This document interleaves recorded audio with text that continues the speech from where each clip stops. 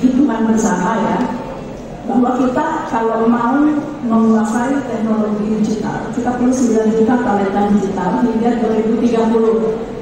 Sekarang sudah 2024. PR kita banyak. Kita sudah melakukan dengan beberapa, tidak sendiri ya. Perusahaan teknologi global, AWS misalnya, sudah punya komitmen hampir 1 juta, kalau misalnya 800 atau 900.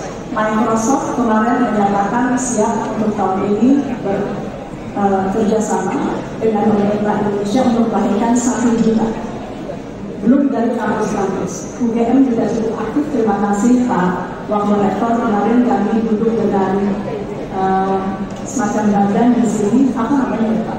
Pamen ya, yang memang sudah jalan dan bekerja sama dengan ekosistem kami di Kementerian Komunikasi dan Digital. Ya, jadi yang cuma ada di sini di UGM, jadi kita senang sekali UGM ini ada juga. Kemudian artinya ke 9 juta itu perlu bersama-sama. Kementerian tidak bisa sendiri. Membiayai pelatihan khusus 9 juta juga saya rasa kita harus rame-rame. Kampus, perusahaan-perusahaan swasta besar, kemudian pemerintah tentu, dan lain-lain. Nah, kerjasamanya itu ada di bawah Pak Hari yang ini sampingnya Pak Wakil Rektor. Jadi harus lebih giat lagi ke kampus-kampus lain untuk membuat kerjasama yang serupa dengan UGM.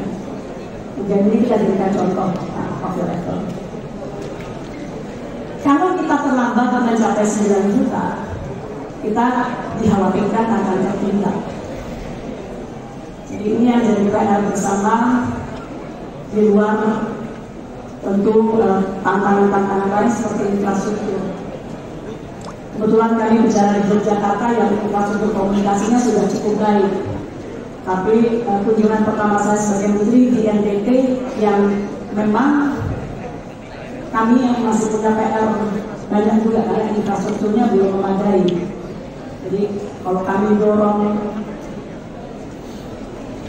mereka semua masyarakat untuk bergiat, ya koneksinya masih banyak yang belum ada.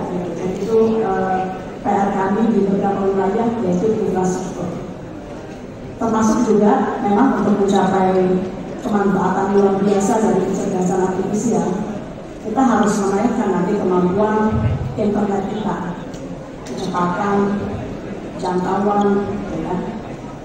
Ada beberapa negara sudah mulai 6G, 6G, kita ya belum, tapi insya Allah nggak ketinggalan.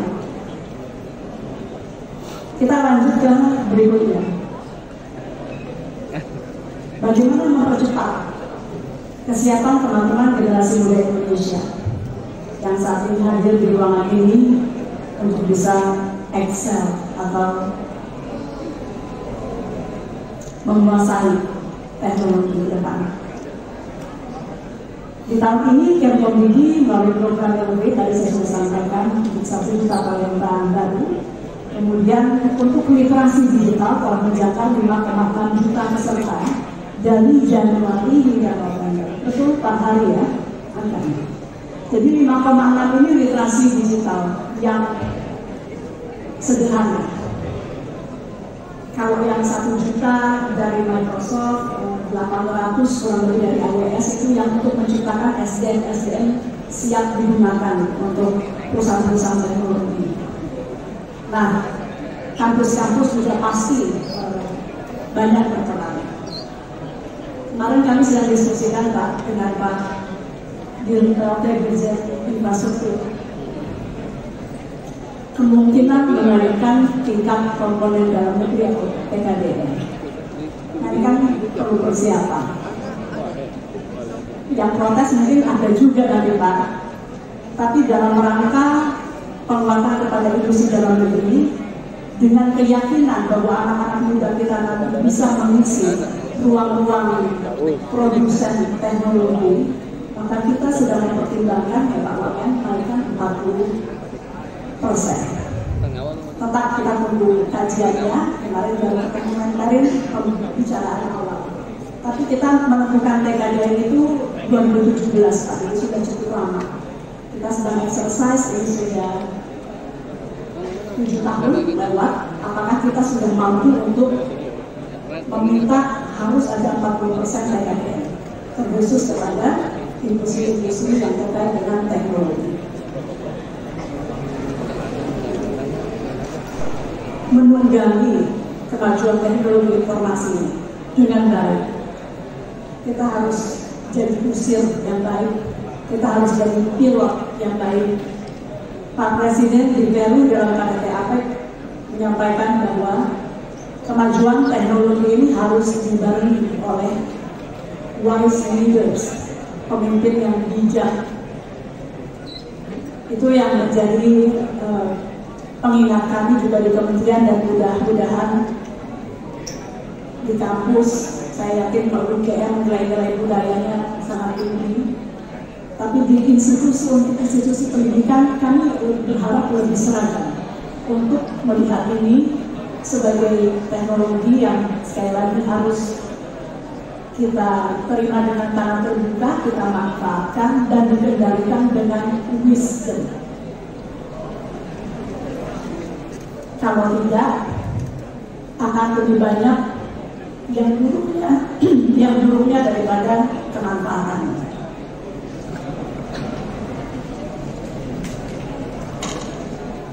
Di tengah kemajuan teknologi, kita memiliki kesempatan luar biasa untuk menjadikan AI sebagai co-pilot. Jadi kalau tadi teknologi, kita jadi pilot dari teknologi ini, enaknya sekarang kita punya co-pilot yang akan membantu kita. Secara sederhana, artificial intelligence atau kecerdasan artifisial adalah alat membantu kita di semua sektor. Tapi bayangkan, sama pilot nggak bisa digantikan kan? Kecuali dalam keadaan darurat itu. Co-pilot, biasanya pengetahuan pilot lebih banyak. Tapi dengan artificial intelligence, co-pilot kita adalah yang terbaik, yang paling paham, yang tinggal kita tanya, saya harus gimana, dia bisa jawab. Sekarang mungkin jawabnya belum sepenuhnya benar, tapi dengan kemajuan teknologi, AI akan semakin pintar. Kita akan semakin mudah kalau kita bisa memanfaatkannya. Tadi kata Jogi, saya seperti